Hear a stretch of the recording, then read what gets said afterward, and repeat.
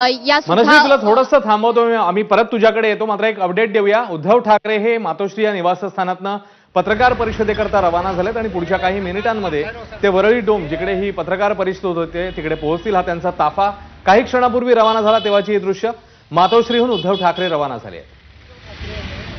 पुन्हा एकदा जाऊया मनश्रीकडे। मनश्री, अरे एक फिरता कॅमेरा। आता सध्या आपण जे पत्रकार परिषदेचं चित्र बघतो आहोत, जनता न्यायालयाचं चित्र बघतो आहोत, या ठिकाणी खरंच खूप मोठी तयारी ठाकरे गटाकडून आपल्याला केलेली बघायला मिळते आहे।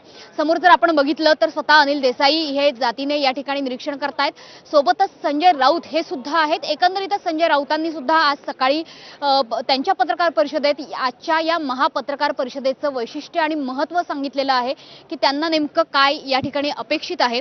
मात्र एकंदरीतच उद्धव ठाकरे गट आणि इतर सगळे नेते हे या पत्रकार परिषदेविषयी नेमकं काय बोलतायत याकडे सगळ्यांचं लक्ष लागून राहिलेलं आहे। मात्र सोबतच राहुल नार्वेकर यांची लगेच होणारी पत्रकार परिषद हा सुद्धा एक महत्त्वाचा मुद्दा आहे। त्यावर सुद्धा उद्धव ठाकरे नेमकी काय टिप्पणी करतायत हे बघणं आता महत्त्वाचं आहे।